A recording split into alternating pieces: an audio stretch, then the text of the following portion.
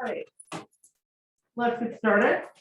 Good morning, welcome back. I hope that you're doing okay. I know that this has been kind of interesting and challenging past couple of weeks. We have a number of folks who are on Zoom, and I also know that with activities, athletics, and other things like that, that might have put you risk of being under quarantine. So I just want to acknowledge that this has been kind of a challenging time for folks. And as I mentioned on that Canvas announcement on Monday, I had a little bit of an interesting experience. So that was my car.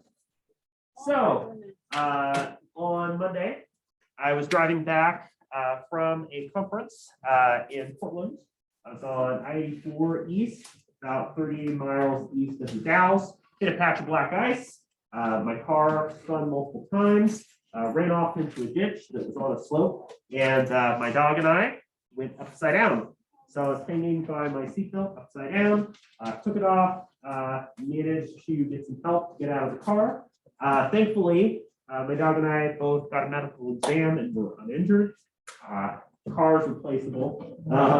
Didn't do so well. That entire stretch, there were about 3 or 4 different cars that had all flipped upside down and were totaled. And that was not the pile up that was around Pendleton. So had a bit of a fun time trying to get back and trying to get out here in a very tiny rental car. But I'm okay, doing all right. As I mentioned on Monday, it just meant that a little bit slower to respond to emails, get stuff graded and all that, as I attempt to get my bearings and adjust to everything else that has happened. So just wanted to let you know that I'm in the process of working through all of that stuff. As a result, I wasn't able to post the quiz on Monday, but I will get that up today and give you an extended deadline to turn it in by next Wednesday. And also that I'm working through responses to your emails. On Monday, we didn't have a class meeting because, at that time, I was headed back from the conference and was going to give you the opportunity to participate virtually. But I know folks have a lot of stuff going on in other classes that also needs to catch up in this class. So I decided to not require like an additional assignment or prompt for you to complete on Canvas to give you a little bit of time to get your bearings, to refocus on everything that you need and all of that good stuff. So just a little bit of an update on all of that, and just to let you know that I'm in the process of reacclimating to everything else. So on that fun note, just share that story, just to let you know if you're traveling or planning to travel, just be extra cautious out there, especially in dealing with some road condition changes and black ice. I've been through I-84 dozens and dozens of times, and this still not something I expected. So just be careful. Just as a quick reminder, right, that this second essay coming up is on the 6th, and the prompts are available on Canvas. So I know it's been a minute since class last Friday, so I want to do a quick recap of some of the things that we've talked about when we were talking about the relationships between listening and race. After we do that, we'll be refocusing this week on the connections between listening and space and place. I think it's a really exciting area to look at, and I think it's an area that I have a bit of background in and would love to talk about a little bit more. We'll be using kind of an additional understanding of how things like physical location, context, history, and so on shape the listening process. Last class, we talked about how there are challenges when it comes to thinking about race and issues of race when we listen, right? The idea that showing attention and focus on the speaker, minimizing distractions, working on clarifying and growing understanding, right? Oftentimes when we find ourselves in contentious debates or discussions on issues including race, where oftentimes we feel this compulsion to argue or to disagree with lived experience. That's something we want to push back against when we listen, and to be careful about when we get to speak, how we speak, and so on. One way to think about speaking is that speaking is about occupying space, right? When you speak, particularly in a group context with other people, how does your opportunity to speak implicate others and their own engagement? Additionally, We talked about some of the ways that different cultures understand and engage in listening, including definitions that relate to deep and perhaps close listening. And we also talked about this idea, I shared a short clip on this idea of radical listening, the idea that oftentimes we will listen with this really intense focus on tuning out our desire to comment to or respond to an issue. That radical listening is instead really focused on trying to understand and engage with an issue rather than to be compelled to provide a sort of verbal response that we centers it on. So again, those are some of the findings, and you might choose through your prompts to the essay to focus on issues of race and listening. But to get us started for this week, we'll be talking about place and space, and again, how things like physical location can shape listening, and doing a little bit of an activity to explore this week's reading. So when we think about what listening is, right, I think it's important for us to be cognizant of how the space in which we do listening obviously carries a pretty big impact. This week's reading comes from Dr. Bryce Peak. Peak is an assistant professor at the University of Maryland in Baltimore, but got a degree at the University of Oregon, and has some really cool kind of articles and focus on listening, on the relationships between listening and physical location, colonialism, all of that stuff. And so I think adds a lot to our discussions so far in the class about the ways that we can better understand and think about listening. The kind of key thesis and findings from this week's reading deal with the idea that listening, as we've kind of talked about so far in the class, right, is about more than just the physical sensation with our ears picking up on things. We've talked about that ever since the first couple of weeks in these sort of 5 steps of listening, but also that listening is in many ways shaped by culture and power. We've talked a little bit about that too, the idea that culture, our background, our lived experiences shape the way that we listen to and understand others. Maybe you're in a boisterous household where people are talking over each other all the time, or maybe you're in a smaller family where people really listen a lot one-on-one. But one thing that I don't know that we've talked about as much is the ways in which culture impacts how we perceive listening. That is, how we choose to listen to others and make sense of listening, and how we define what listening even looks like is also shaped by culture as well. And we'll get into that as we talk about issues related to colonialism and context, right? That based on the context or situation or physical space in which listening occurs, it essentially creates what's known as a soundscape. In a similar manner to a landscape, right, or physical location, a soundscape refers to the area in which this combination, sort of audio experiences, is impacting our lives, right? So if you ever grew up or lived in or have traveled to a big city, right, you at times find yourself as a part of a soundscape. So a little bit less so when I was in Portland last weekend, but I was walking through the streets, and you would hear car horns going off.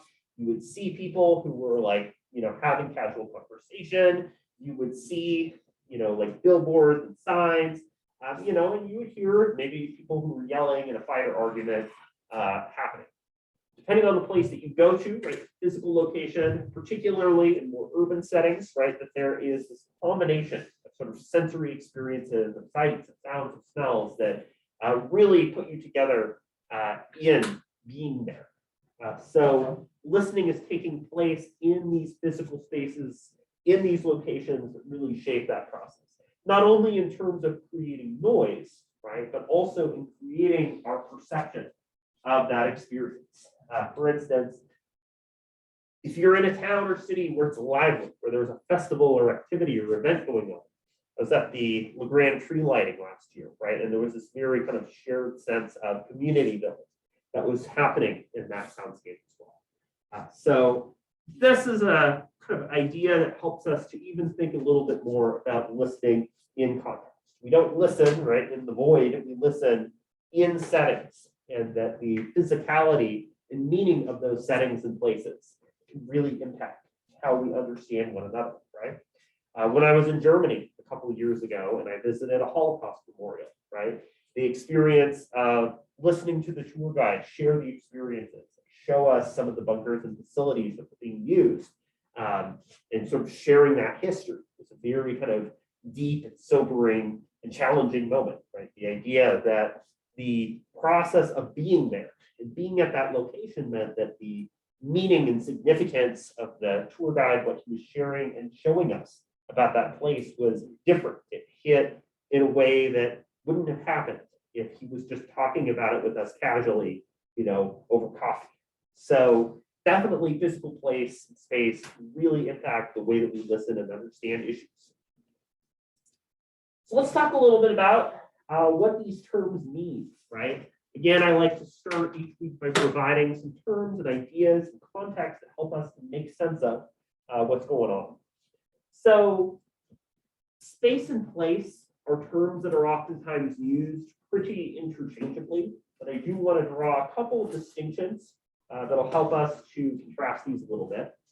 When we're talking about space, generally speaking, space is more fixed, right? So space is typically referring to location that's defined in terms of physical boundaries, in terms of geography. You might think about atoms, right? The ways that objects are constructed and put together, and so on. So when we talk about space, like think about like outer space, right? That's very much more physically defined. It's about the sort of physical stuff.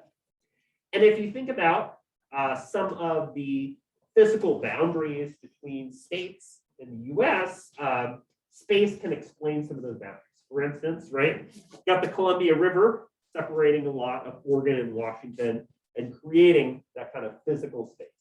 You might think about, the use of physical borders in space in Texas and the ways that that is defined through geography, presence of rivers, mountains, canyons, that sort of thing. So space is much more about the ways that geography is impacting our location. Place is a little bit different, right? Place is much more about the cultural significance, meaning, and attribution that we give to locations. That is, place is much more about what gives those places or spaces meaning. So for instance, right, we have identified 50 different states, and there are a lot of borders, right, that are not defined by the physical boundary, but are simply defined by ourselves and kind of creating maps, creating geography, right?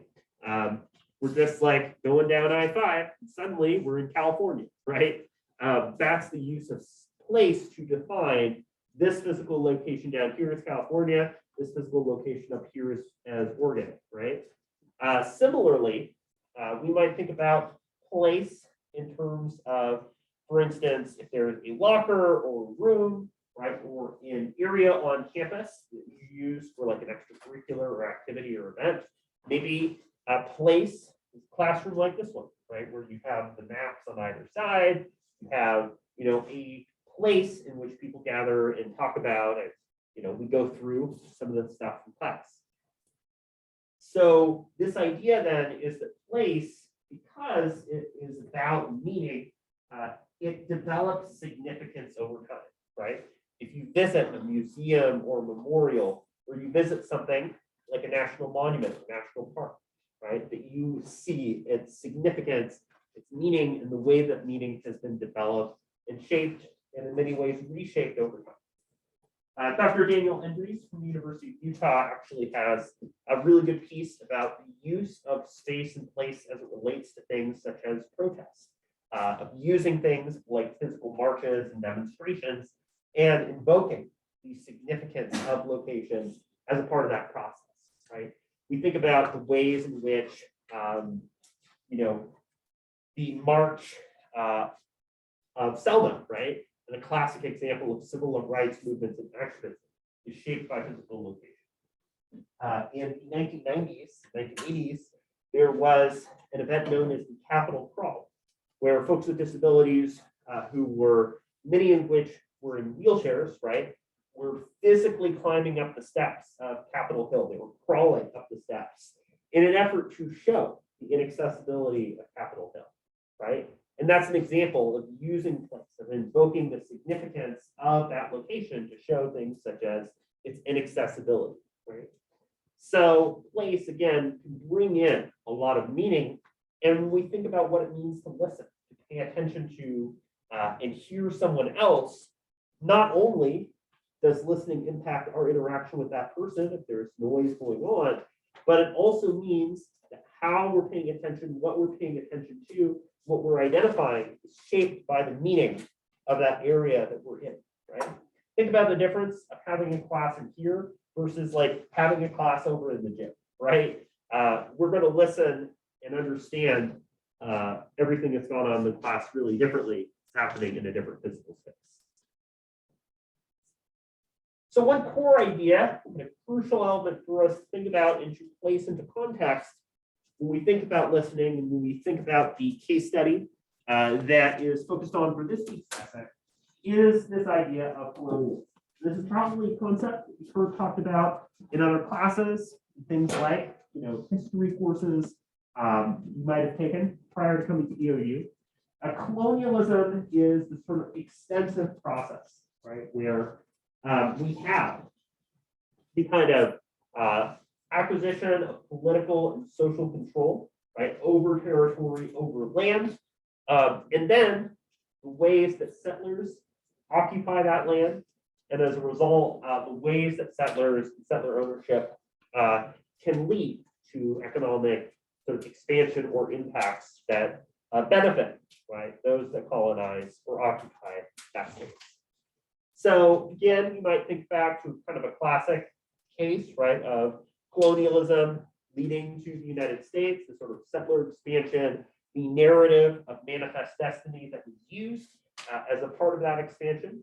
Now, another example you might think about are many instances of British colonization, including the case that we'll look at this week. For instance, the kind of British colonization of India, right, be one of the many examples of colonialism in action. Colonialism is an important issue to kind of understand because in cases like, again, as we'll get to today, colonialism does not mean that there was this like empty land that was occupied and expanded, right? There were people there and people that were impacted and implicated by that process of colonialism. We know, that there were indigenous populations present in locations that we now know as the United States, and that that entire process impacted, implicated indigenous populations, obviously led to a lot of death and violence and destruction, right? But also that colonialism is about more than just the sort of physical application and occupation of land, but also what it means for sort of political and social significance. I don't know how many folks have been following everything that's been going on internationally with Russia, Ukraine, right? One of the concerns here is that sort of Russia's expansion into the Ukraine is sort of this instance in which the sort of Ukrainian identity, sovereignty, and ownership of land is sort of being threatened and challenged. So one of the important considerations here then is that colonialism is more than just physical occupation, but also a kind of mental, social, and cultural occupation too. That for populations for whom they might have a level of culture, identity, and focus, that focus is oftentimes taken over or shifted away from in favor of colonizers or folks that have a level of power or influence to shape the meaning of that society or group. And that's important for us to think about in listening, because if colonialism is about more than just physical takeover, but a takeover of sort of our cognitive understanding or cultural understanding of issues, then it means that the sites in which listening happen are also culturally contested. So colonialism shapes how we think about or even attribute listening to particular locations. One consideration here, right, is this idea of post-colonialism.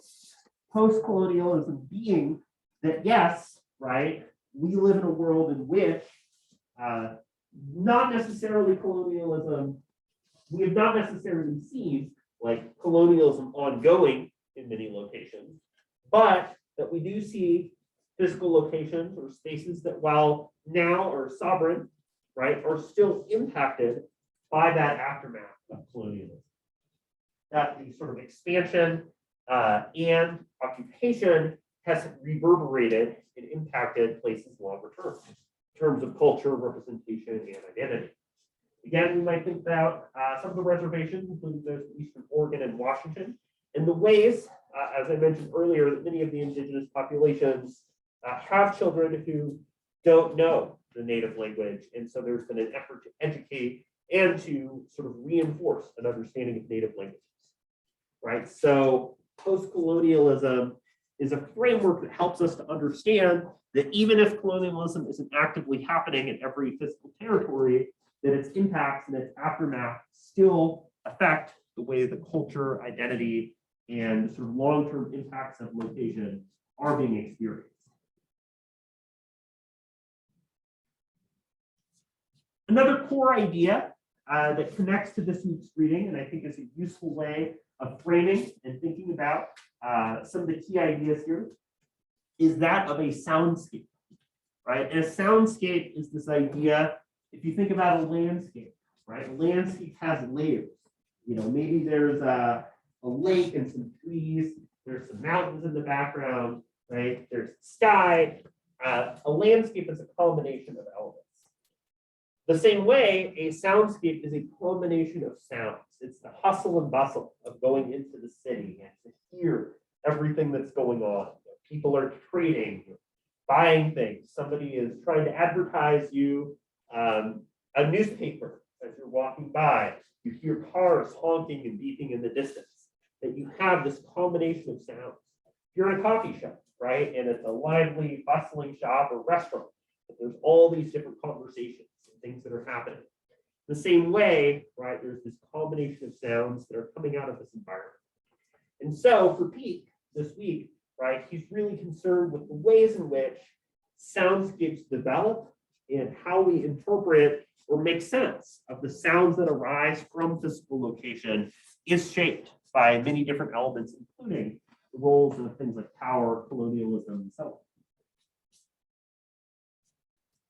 Another core idea, if you've ever taken a course such as communication theory that I'll be teaching this spring and going into in a little bit more detail, is this idea of media ecology theory, right? So for most of us, we have phones, other devices that we're using regularly. If you're like me, right? I almost always have my phone with me. You know, you hear your push notifications, you get updates throughout the day. And under media ecology theory, we see technology as offering this kind of extension of ourselves, that we're so engaged with technology, we have conversations about the shows and movies that we're watching. We use things like our computers, our phones, apps, and so on to communicate. That media sort of offers an extension of ourselves and a way of thinking about how the environment physically using place is so closely connected to media, including digital media. That in order to understand place or physical location, we need to think about the ways that it interacts with our use of devices. In fact, I've noticed that in recent years, like whenever we have a meal, go to a restaurant or something like that, it's become more and more common to have your phone face down at the table while you're having a meal, right? That speaks to the ways in which physical place and media have become so closely intertwined. Again, another thing that Pete brings in this reading that I think is helpful to understand a little bit better. So what I'm going to do now is have you all do a little bit of initial scouting and looking through this week's reading for your attendance for today. And what I want us to do is to first take a little bit of a look at the case study that Pete is looking at. So Gibraltar, which is the location over in Spain, had British occupation, and some of the elements of its physical location and history. According to Pete, what is the soundscape of this location? What is happening? So I want you to look a little bit into that. And then also, given what we've kind of laid out in terms of colonialism, What do you notice as the relationship between this soundscape and colonialism more broadly? And just to take a little bit of time to explore the relationship that's happening here. So we've got 4, 5, 6, 7, 8, 9. So we've got 9 people here. So we will do a group of 1, 2, 3, and 4 on this side. Do 1, 2, 3, 4, and 5 over here on this side. We'll also do a breakout room with just 3 folks on Zoom. So take some time to look a little bit into the article, take a stab at this week's reading, and have somebody who's writing and typing, and also somebody who's able to share your observations on these different parts of the problem. So we'll come together and talk about this in just a little bit.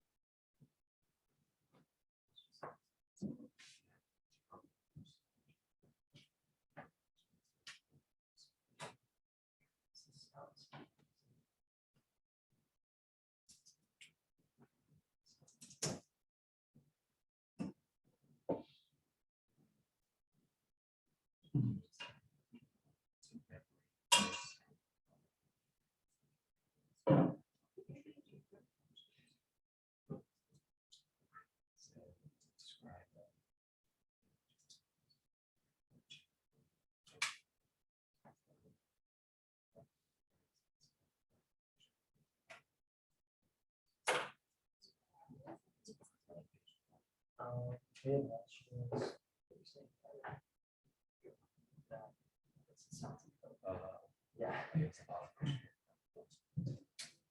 That's next Thursday. Yeah.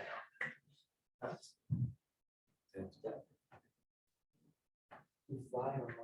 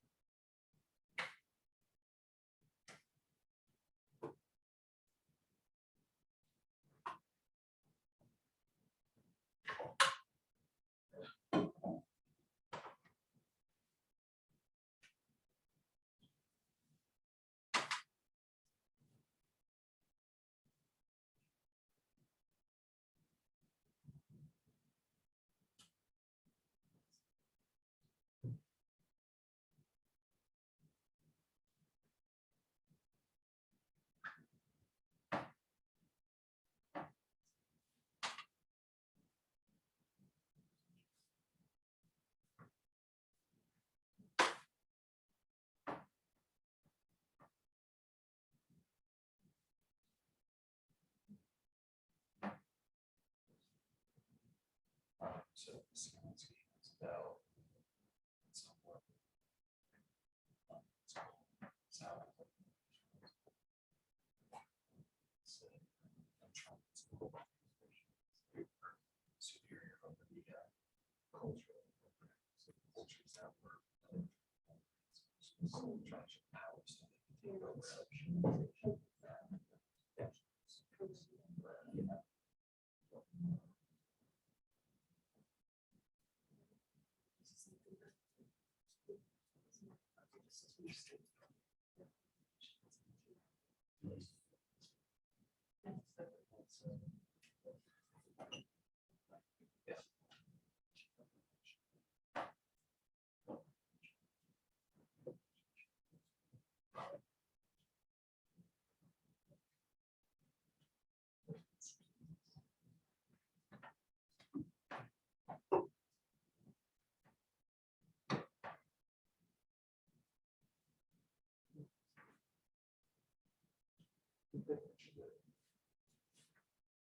Create something.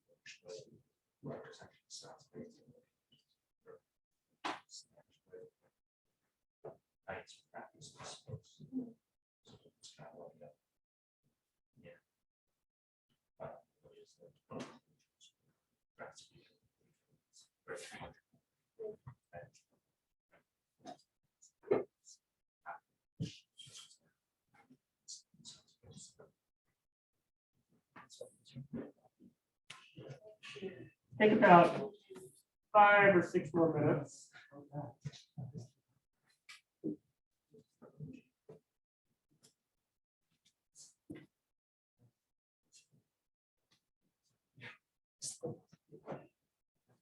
It's okay, you're special.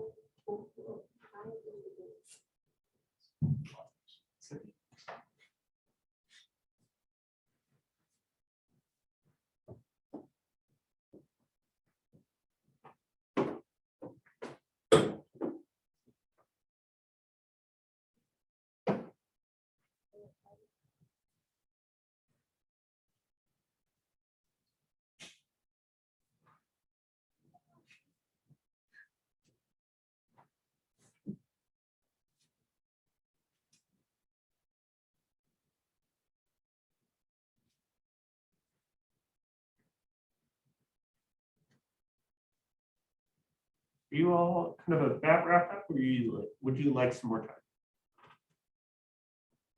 Okay, so you all are set. I'll close the breakout room here in just a minute and just give you a little bit of time to continue to organize your thoughts and have somebody who's available to share.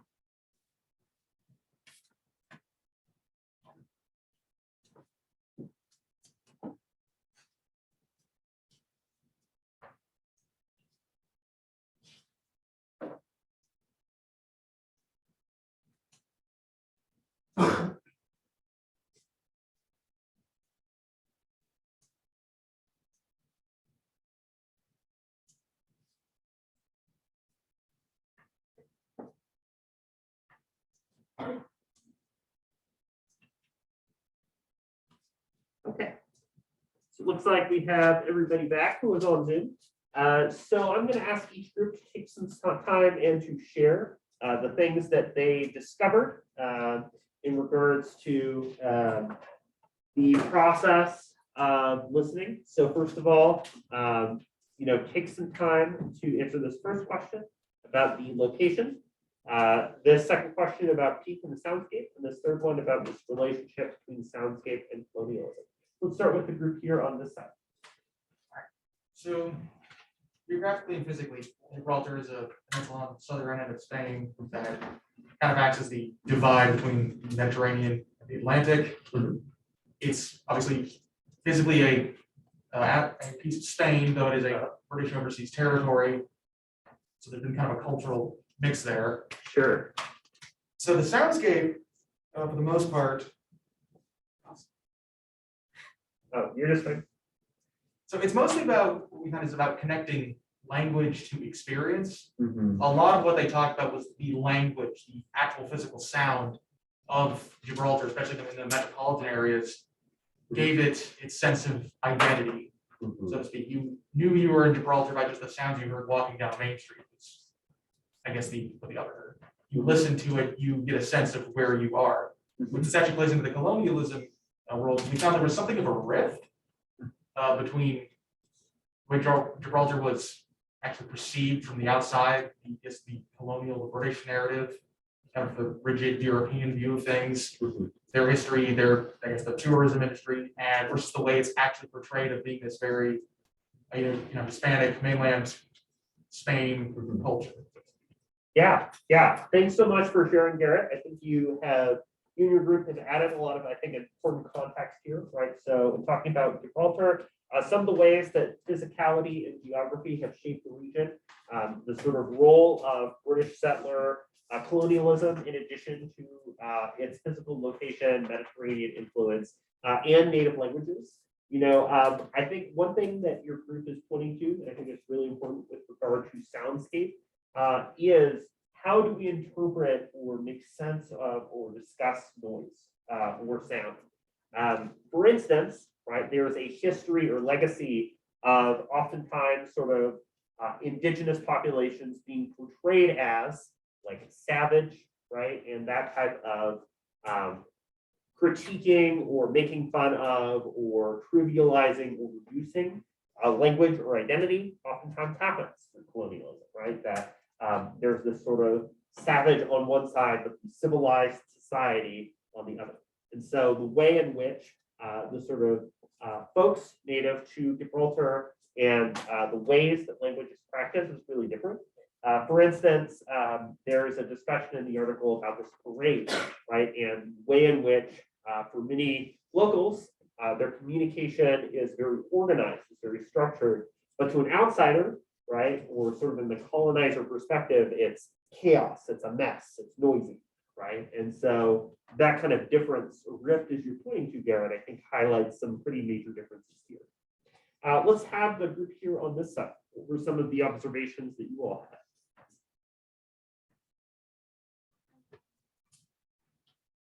So we learned through the relations of the British territory. South Pacific space. Okay. And it's a very small area. I found that it's 30 miles long and just under a mile wide. It's very, very small. And it has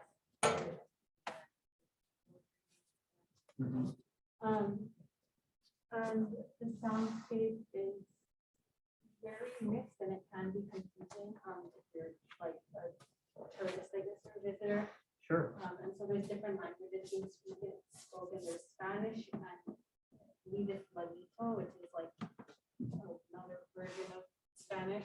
And then English. And the Gibraltarians kind of separate themselves from the tourists and other British individuals by speaking Spanish and Ladito rather than English. And then, of course, they discuss the parade, which is very British, very English, and very noisy. And there's like English slogans being said, and music and drums. And then they're doing the color or the guard change thing, which is a British demonstration, I guess. And then, so the relationship between the soundscape and colonialism is kind of shown just through the clash between the two, and trying to find like a balance between them. And also the fact that the Gibraltarians are kind of, I don't want to say like losing that battle, but it discussed how when Main Street is just Main Street, you have the Gibraltarians that are speaking their languages, and then the tourists and British individuals speaking English. But when the parade comes through, it kind of changes that soundscape and the area to be very British, because they're like taking over the sound. And so when you are in that setting, you immediately think, oh, this is a British area. Yeah. So Macy, thanks so much for sharing. I think your group has some really good observations here and points that I think add a lot to this discussion, right? When we think about place and the sort of size, right? This is a very small location.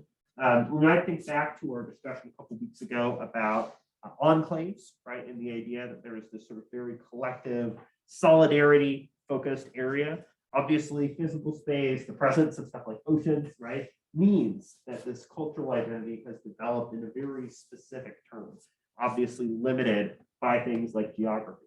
I really like your discussion here about native language, right? Because as we've talked about, language has this crucial role in shaping the ways in which members of a group behave and understand one another. The culture is a sign of heritage, it's a sign of identity, right? Again, is why many of the indigenous populations in Eastern Oregon and Washington are trying to have their children learn native languages. And then the idea that like there are words and ideas and concepts that can't easily be translated. I like the idea that you're pointing to this tension of how this space and sort of listening associated with the space has this tension between sort of the native populations as well as this kind of British influence, again, through things like parades, through things like military presence too. So I think that that adds to the context of participating and listening within this. And then let's hear from the Zoom pair. So Presley and crew, what were the things that you all were able to hear and understand from your work today? So basically, it's pretty much the same as everyone else. I was able to find that it was located on the tip of peninsula and then was formed by the collision of Eurasian and African tectonic plates. For number 2, I said that soundscapes are processes and not, processes and not things. The language they speak are included in soundscape, socialization and culture conditioning. They can learn what sounds are important to their landscapes and locate these out of simultaneous sounds because they reflect something they believe about themselves as people. And then I said for number 3, the British culture encourages new linguistic ecology and transformed into a Spanish-like space through the sound of English and Lanito. Yeah, so thank you for adding that in, Presley. One thing that I think is a really good observation that contributes to our overall discussion is that when you come from a sort of cultural or social background that's connected to that location, as you brought up, that you are listening to or paying attention to parts of that issue differently. If there's a street or a location or an area that you know well, there's a good chance the sounds that you pick up on start to become familiar. The things that you choose to listen to, right, or selective listening, are highlighted based on your cultural experience and background. So how we listen, what stands out to us and what's important is in many ways shaped by culture and our understanding of place too. So thanks for adding to that. So again, I think this adds some context and some information that'll help us as we look through some additional elements related to this article and some of the key findings that can come out of it. As we talked about for today, we talked about how soundscapes involve this sort of combination of physical elements that come together to make the sound and the meaning that we associate. Again, with this tiny little island, we see an example of the ways in which meaning is shaped, but that social relationships and issues and topics such as colonialism also implicate this. How do things like occupation shape our understanding of meaning? And then lastly, we talked about how listening involves this kind of negotiation of at times conflicting meanings. This sort of British interpretation of noise versus a more organized or understanding based on language of a lot of the natives to the area. The next class, we'll continue to pick up on this reading and further explore some of the significance of issues of space and place and listening, how things like physicality can impact our listening process. So go ahead and pass forward or email me your attendance activity for today if you haven't already done so. Stay safe, have a great rest of your day, and I will see you again for Friday.